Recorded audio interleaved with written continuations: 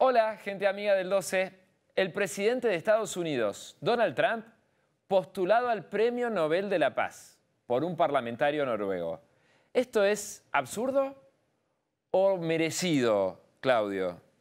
Bueno, hay siempre un gran debate en torno a los premios Nobel de la Paz, porque muchas veces dejan la sensación de resultar absurdos, ¿no? Muchos líderes que han recibido esa distinción han sido guerreros natos. Entonces, ¿cómo un Nobel de la Paz a un guerrero?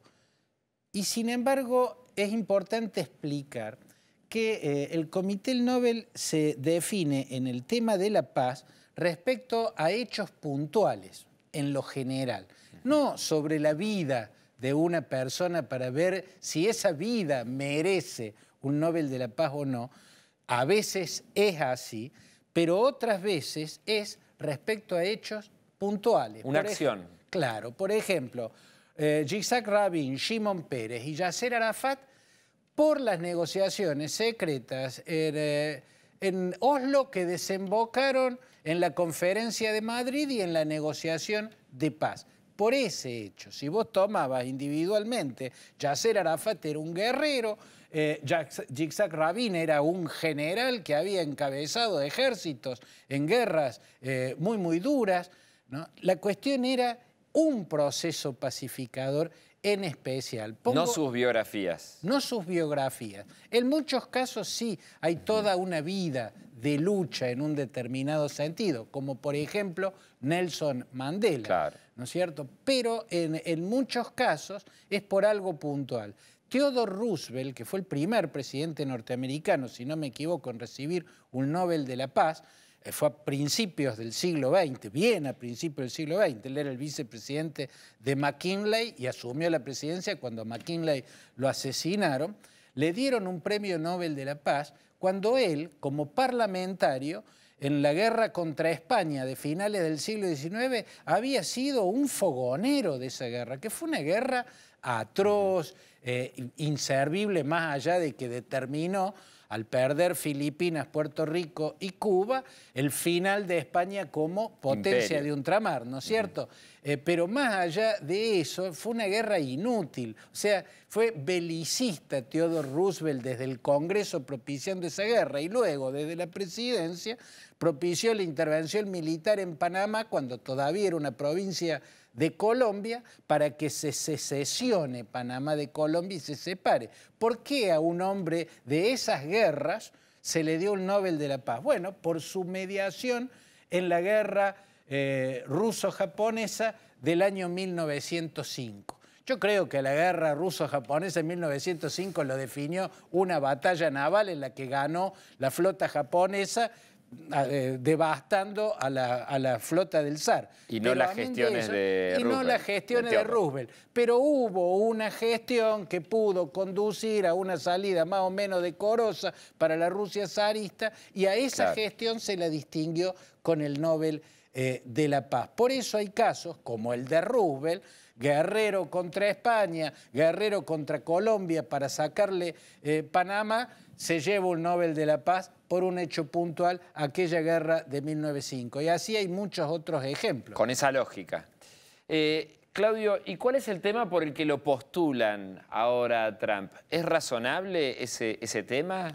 Bueno, desde mi punto de vista el tema sería razonable si fuese cierto, pero yo tengo mis serias dudas de que sea cierto. El parlamentario noruego que lo postuló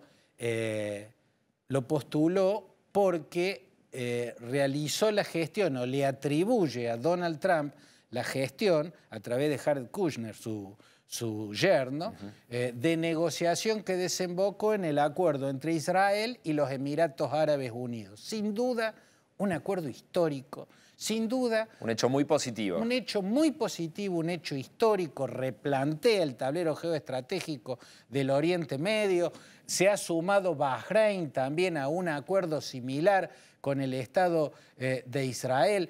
Lo que ocurre, Federico, es que para mí no ha sido la gestión de Trump lo que desembocó en ese acuerdo. Para mí ha sido la guerra de Yemen, que fue lo que terminó de convencer a Arabia Saudita que para enfrentar al eje chiita, al bloque Teherán, Bagdad, Damasco, Hezbollah, para enfrentar a Irán y la influencia y la proyección de Irán en los países árabes, necesita incorporar a su vereda a Israel, porque Israel tiene el mayor poderío militar de la región.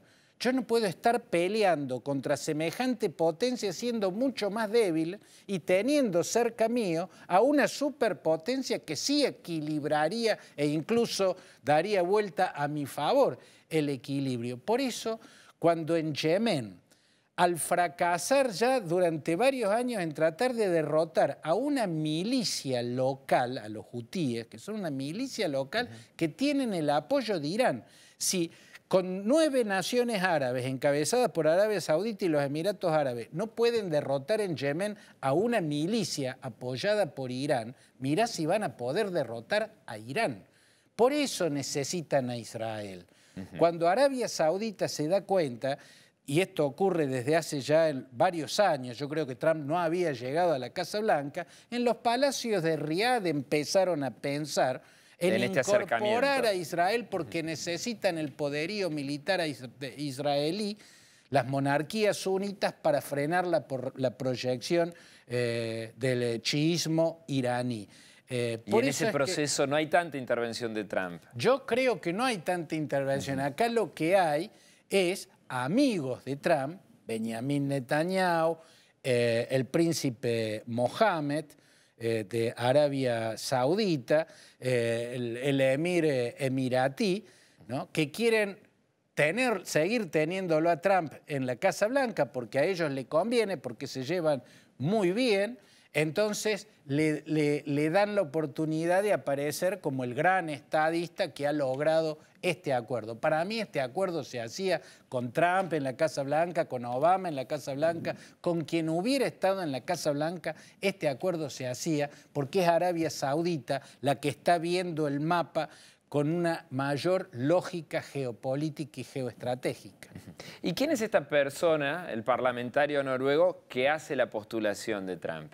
Bueno, ahí es curioso porque en la postulación él da una argumentación que hubiese sido más lógica para para postularlo para el Nobel. Lo que pasa es que lo termina postulando por esa gestión que desemboca en algo muy trascendente, pero que yo creo que Trump no fue el que la hizo en términos reales.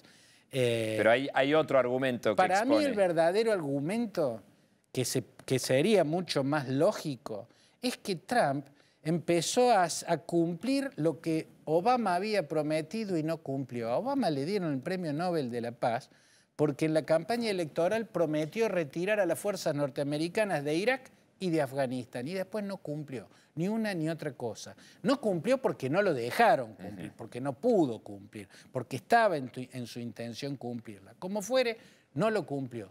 Trump llegó a la Casa Blanca y no por pacifista ni por estar en contra del armamentismo, pero empezó a sacar a las fuerzas norteamericanas tanto del escenario iraquí como del escenario afgano. Indudablemente no es por, digamos, esto lo puso a contramano de un peligro sobre el que advirtió Eisenhower en un famoso discurso cuando terminó su presidencia, en la que aquel presidente norteamericano reveló el peligro de la gravitación de lo que él llamó el complejo industrial militar. Señalaba que el complejo militar industrial era un poderío en sí mismo. Los grandes lobbies armamentistas manejaban Washington y iban a crear guerras. Esa fue la gran advertencia que hizo Eisenhower, que había sido un general del ejército. 70 y pico años atrás. Claro, y Trump en los hechos marchó a contramano porque los lobbies armamentistas siempre propician intervenciones militares y él va en sentido contrario. Con una lógica económica. Con una lógica, indudablemente no es contra el armamentismo, porque él es un fervoroso adherente a los lobbies del armamentismo interno o doméstico, como la Asociación Nacional del Rifle, por ejemplo. Tampoco es un pacifista. Movilizó a los militares para ir a perseguir emigrantes desesperados y a los que encerraron separados de sus hijos, ¿no? O sea, desde donde uno lo vea resulta absurdo, pero es cierto que ejecutó lo que Obama había prometido en la campaña electoral, no cumplió y por lo cual le habían dado el Nobel, retirar a las fuerzas norteamericanas. Pero tu pregunta es ¿quién es el que lo propuso? Sí, pero antes de ir a eso, Sí.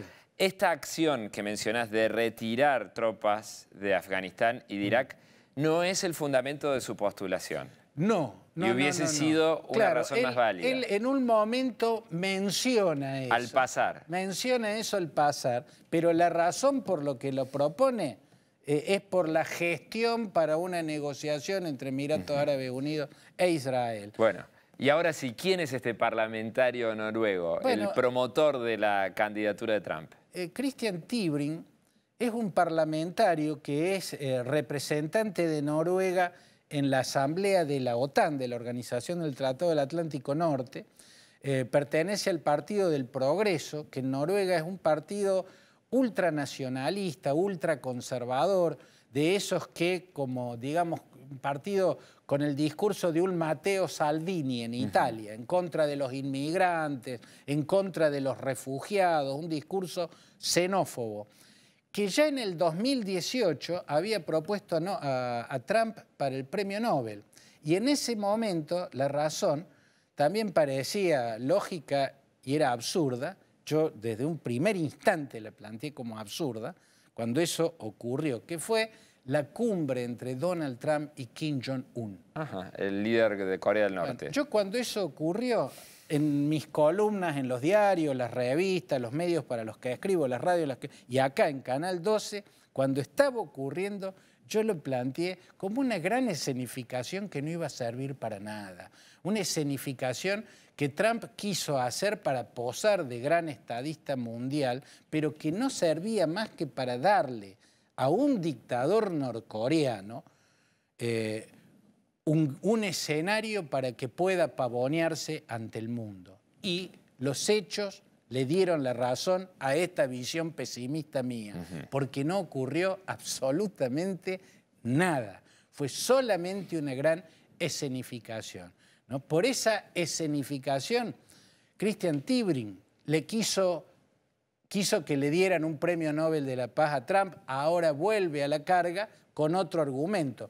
Un poco más lógico este argumento, sería mucho más sólido si fuese cierto. Yo personalmente creo que no lo es. Claudio Fantini, un placer como siempre. El gusto es mío, Federico. Hasta cualquier momento.